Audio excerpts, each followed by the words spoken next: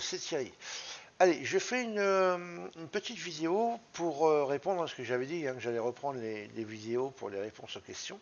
Alors, cette vidéo-là, je vais la mettre en public en fait, parce qu'elle peut, en règle générale, si j'ai des questions sur le forum assez précises, les vidéos resteront sur le forum, ne seront pas diffusées en public. Mais celle-là, je vais la diffuser en public parce que c'est vrai que c'est sur l'utilisation de SiraChart. Et c'est vrai que ça peut aider plusieurs personnes qui utilisent SiraChart et qui ne sont pas forcément membres du forum. Donc voilà, celle-là, vous pourrez la voir, il n'y a pas de souci. Alors, donc ce sont des questions puisque c'est un post qui regroupe plusieurs questions. Donc un post donc, de AR70 qui dit, donc je porte quelques questions sur l'utilisation de SiraChart. Comment on fait pour intégrer les frais de commission du broker sur chaque ligne horizontale liée à un ordre déclenché? Alors, en fait, tu l'auras pas sur chaque ligne horizontale liée à un ordre déclenché. Par contre, je pense, en tout cas, hein, honnêtement, je m'en suis jamais servi. Mais c'est pas forcément si bête que ça, donc je vais peut-être même l'intégrer moi. Si jamais ça fonctionne, hein, je vais essayer de trouver la solution. En fin de compte, donc tu n'auras pas sur chaque ligne, mais je pense que tu l'auras sur ta clôture de position, au lieu d'avoir, par exemple, si tu as gagné un tick, j'ai une bêtise, à 10 euros, par exemple, 10 dollars, et ben tu auras tes 10 dollars moins une commission X, et donc tu auras peut-être que 7 dollars et des brouettes, ou 5 dollars et des brouettes de marquer dessus. Voilà, je pense que c'est plutôt comme ça, en tout cas, que ça va se présenter. Donc, à tester. Alors, on va prendre déjà celle-là et on va voir, hein. Donc, toi, tu avais fait voilà, un screen ici pour montrer là. Donc, je ne pense pas que tu les auras ici, c'est ce que je viens de dire. Donc, on vient sur la plateforme. Alors, la seule option que j'ai trouvée pour intégrer ça, il faut aller dans Global Setting, ici. Ici, vous avez Symbol Setting. Il faut aller sur Symbol Setting. Et là, une fois que vous avez Symbol Setting ici, vous vérifiez que vous avez bien donc votre broker avec votre flux ici, CQG Web API pour moi en l'occurrence là. Okay, sinon, bah, évidemment, vous allez dans la liste et vous mettez celui que vous voulez. Voilà. Si par exemple vous êtes en démo, bah, vous prenez votre flux démo, hein. S'il y en a qui sont avec IQFeed, bah, vous mettez sur IQFeed, vous connectez votre flux et vous mettez les commissions de votre broker, par exemple, hein, si vous voulez faire de la simulation avec IQFeed, c'est un exemple. Bref, vous choisissez en tout cas ici le fournisseur de flux que vous souhaitez mettre les commissions. Ensuite, je vous conseille à la base, dès que vous faites ça la première fois, vous cliquez sur Update from Server ici, comme ça va reloader tous les symboles de votre data provider. Ensuite, sur la gauche ici, il y a les symboles, il faut choisir votre symbole. Donc là, moi je vais prendre le symbole qui est ouvert derrière, donc en l'occurrence c'est l'euro. Et puis donc il faut regarder le symbole qui est à gauche ici, entre crochets. Donc moi là c'est bon, c'est vrai que QG c'est un peu le bordel, hein, leur symbole. Donc c'est F.US EU6. Ce qui est important c'est ça, c'est d'avoir le EU6, que le FUS vous l'aurez sur tous les symboles, en tout cas avec CQG. Donc EU6, donc là je vais taper juste F, voilà, poum poum, et là je vais chercher par ordre alphabétique ici le EU6. Donc on va chercher le EU6, voilà, il est ici, vous le sélectionnez, voilà. Et ici, vous avez les infos. Donc, vous avez votre symbole, vous avez les mois ici de rollover, et ici, hein, les mois où ça roule, donc les 4 fois dans l'année. La description, le price display format, le tick size, la valeur du tick aussi. Bon, ça, vous n'avez pas y toucher normalement. Voilà, donc jetez un œil dans les onglets, là, si vous voulez. Ici, vous pouvez, je crois, spécifier, alors je ne m'en suis jamais servi non plus, mais je crois que vous pouvez spécifier ici, en fin de compte, les horaires voilà, de départ avec de session plutôt. Et si vous, peut-être que quand vous après vous loadez un graphe de cet actif-là, eh ben, il se met toujours avec les mêmes horaires. Je crois que c'est ça. En tout cas, voilà, moi je m'en suis jamais servi, je vous dis, hein, mais bon, c'est pas forcément une mauvaise idée sans s'avère, je pense. Ici, rollover, vous avez, bon là vous direz, et après là vous avez additionnel, le premier. Et dans additionnel, ici vous avez round turn commission. Donc là vous mettez, vous voyez j'ai testé, moi je l'ai mis, donc j'ai mis combien je paye moi sur l'euro. Donc 4,92. Et là à ce moment-là, bah, vous mettez donc, bah, les frais complets, hein, total, que vous avez, donc aussi bien les commissions que les frais de bourse. Donc tout compris, hein, tout ce que ça vous enlève, vous, par contrat. Et puis, et vous le mettez là. Et donc, théoriquement, vous devrez avoir ce prix-là enlevé de votre PNL. Voilà, donc à tester. mais normalement, je ne vois qu'ici, et je suppose que c'est là. Voilà, donc après, ouais, vous faites ça pour chaque symbole que vous voulez. Si, pour ceux qui sont avec Stage 5, si vous n'avez pas les prix, et si vous n'avez pas négocié, bien évidemment, les prix en plus de ce que moi j'avais, enfin, de ce qui avait été négocié avant, vous allez sur le forum, ici, vous allez dans Stage 5 Trading, là, voilà, hein, et vous allez ici dans Nouveaux tarifs et marges, et là, en tout cas, si vous avez un compte Dorman, ici vous avez les marges, et ici vous avez donc les, hop là, ici, tous les prix, ok, de ce que ça coûte, s'il n'y a pas eu d'autres négociations, bien évidemment, tout compris par actif. Alors s'il n'y en a pas, vous lui demandez à Max, hein. Il est en vacances là, attention. Voilà, donc en tout cas, vous faites ça, et avec ça, bon, je pense que vous devriez vous en sortir. Ok, allez, on va passer à l'autre question. Pop, pop, pop, il est là. Alors, ensuite, comment on fait pour intégrer la valeur monétaire d'un stop pour afficher sur sa ligne horizontale quand on déplace verticalement, après que ce dernier ait été déclenché par l'action du prix? Même avec l'option Profit Loss Format, Currency Value, plus tick activé, cette valeur ne semble pas s'afficher pour le stop loss. Alors, effectivement, à ma connaissance en tout cas, je mets toujours des réserves dans ce que je dis, mais à ma connaissance, vous pourrez éventuellement, si vous avez évidemment la réponse, vous pourrez le mettre sous les commentaires. Enfin, dans un commentaire sous la vidéo, voilà, c'est ça que je voulais dire. À ma connaissance, ça ne se fait pas. Il y a des plateformes, je suis même pas sûr que ça existe en futur, peut-être, mais je suis pas certain. Je pense que c'est plus des plateformes, hein, Forex et CFD, comme tu avais l'habitude d'avoir ça, qui te donne ce prix quand tu bouges ton stop, et même les targets d'ailleurs. On peut mettre une target à temps monétaire, et pareil pour le stop. Je ne suis pas sûr que ça soit. En tout cas, sur Sierra, à ma connaissance, ça ne se fait pas. Euh, Par contre, bah, c'est parti. Donc, si tu fais, il faut calculer le nombre de ticks, hein. Si tu as un actif où tu trades qui est à 10 euros du point ou 10 dollars du point, bah, si tu mets un stop à 10 ticks, tu sauras que tu es à 100 dollars. Voilà, il suffit juste de savoir et calculer le nombre de ticks, quoi. Alors, à ma connaissance, ça ne se fait pas. Voilà. Comment fait-on pour ajouter un stop loss manuellement à un ordre qui a été déclenché par l'action du prix? Alors, bon, là, je pense que c'est du carnet d'ordre, ça, hein, ou un petit peu de logique.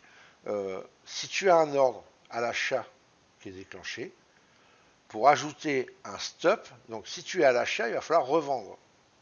D'accord? Et si tu es à la vente, il faut racheter.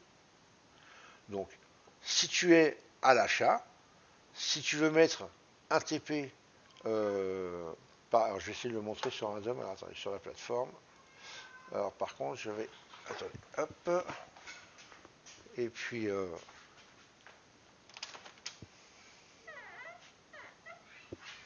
excusez-moi, hop. Alors, que je me mette par contre en simu, pas faire de bêtises, bon normalement de toute façon, ne sera pas exécuté quoi qu'il arrive, on est dimanche. Mais on sait jamais, on sait jamais. Alors, donc, ce que je vais faire, je vais juste le montrer comme ça sur... alors là, ouais, il faut d'abord que je le mette. Hop.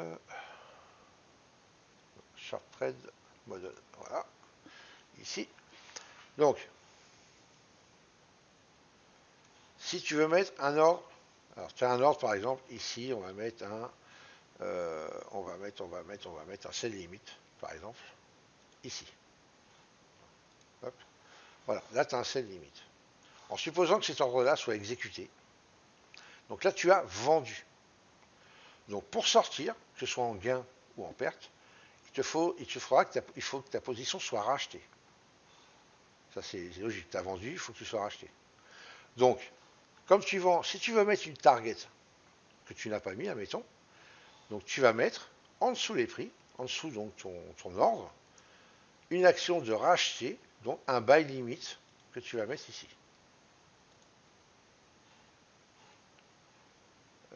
Ah ouais, évidemment. Et ouais, mais là ça ne peut pas marcher, puisque je suis pas dedans. Alors attendez, on va faire autre chose. Enfin bref, en tout cas c'est ça qu'il faudra que tu fasses. Si ton ordre est déclenché, ouais, je peux pas le faire là parce que les. Ah, qu'est-ce que ça va faire? Alors, je sais pas du tout ce que ça m'a fait. C'est quoi ce truc-là? Attendez, hop, je comprends rien du tout. Ça m'a mis des trucs là et je sais pas du tout. Cancel. Voilà. Ok, donc si tu vends, il va falloir que tu mettes un buy limit pour ta target et il faudra que tu mettes un buy stop au-dessus pour le stop. Voilà. Si tu achètes, il va falloir que tu mettes un sell limit au-dessus pour ta target et un sell stop en dessous pour ton stop. Voilà. De toute façon, remarque un peu quand tu mets un dump, tiens, bah, par contre, ça, on va peut-être pouvoir le voir. Alors, je vais ouvrir un dump classique ici. Trading dump. Hop. Alors, on va l'agrandir. Voilà. Heureusement, je m'étais mis en simulation parce que j'ai dû faire une connerie en fait. Hein. Bon, normalement, c'était pas ouvert donc bon, je sais pas. J'en sais rien. Ouf, merci la simu. Allez, bref. Donc, ah oui, alors attends, ouais, mais non, ça marche pas parce que oui, c'est vrai, il roule pas là. Ah si, si, on va faire ça. Quand tu mets, voilà, une target, un stop, ok? Ici, enfin quand c'est la même chose, tu fais utiliser, et là on va mettre, admettons, hop, ici, un sell limite. Ok. Donc là, tu vois que quand les prix vont arriver ici, donc tu vas être vendeur. Donc ici, tu as quoi pour racheter ta position? Un buy limit. Et au-dessus, tu as un buy stop. Tu vois, c'est exactement ce que je viens de te dire. Bon, là, tu l'as visuellement comme ça. Tu peux le vérifier. Donc si jamais tu mets un ordre malencontreusement où il n'y a pas de ni TP ni target, si tu es en vente, il faudra que tu rachètes. Si tu es en achat, il faudra que tu revendes. Donc avec un sell limit et un sell stop, ou un buy limit et un buy stop. Voilà. J'espère que j'ai passé un peu de temps dessus, d'ailleurs, c'est pas normal. J'aurais pas dû passer autant de temps. Mais bon, c'est pas grave, je me suis un peu embrouillé aussi. Donc voilà, ça c'est répondu. Ensuite, est-il possible de changer la configuration par défaut du break-even de Sierra Chart de sorte à ce que le break-even devienne un, alors je ne sais pas ce que c'est, un BOG, plus un tick par exemple, oui, un stop win, donc voire disposer de plusieurs options de break-even qui soient intégrables dans les stratégies disponibles sur la liste déroulante en haut du chart panel. Eh bien oui, c'est exact, mais c'est la même chose en fait.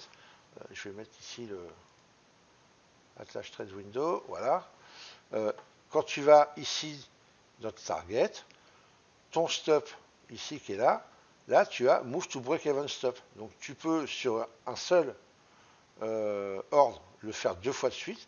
Et quand tu cliques sur 1, ici tu choisis OCO Group Trigger, mais ça tu l'as dans la vidéo que j'ai fait hein, quand même. Par exemple, et ici tu choisis le degré de ton break-even. À 1, à 2, à 3, à 4, à 5, ce que tu veux. Quoi. Okay, et pour le deuxième, tu feras la même chose.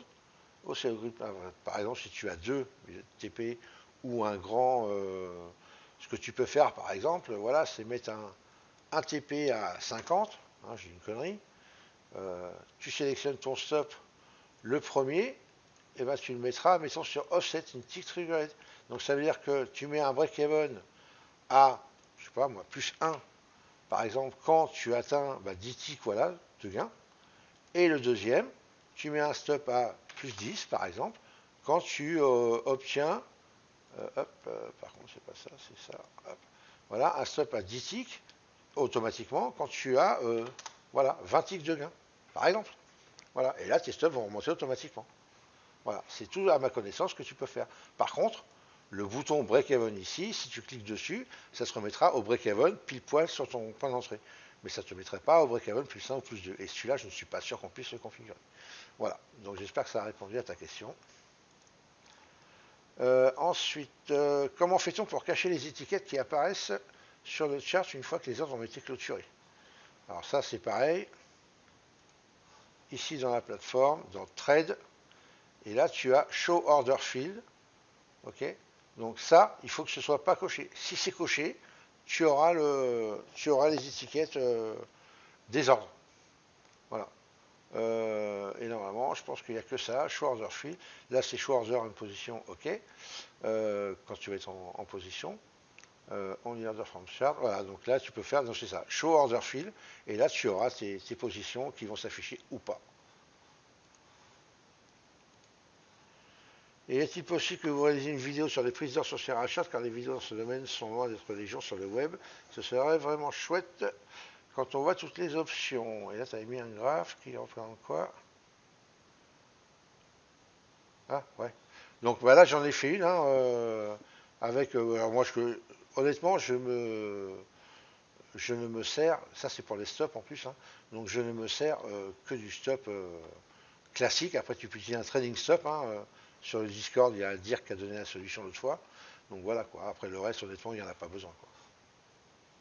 Ça ne sert pas à grand chose. Voilà, donc la vidéo a été faite, hein, tu l'as sur ma chaîne YouTube. Voilà, j'espère que ça a répondu aux questions. Et puis je vous souhaite un bon week-end à tous. AR70, j'espère que tu seras content avec ces réponses. Et puis pour ceux qui sont avec moi, je vous dis à lundi matin pour le gap du DAX. Sinon mardi sur Discord. Voilà, voilà, je vous souhaite une bonne fin de week-end. Ciao, ciao.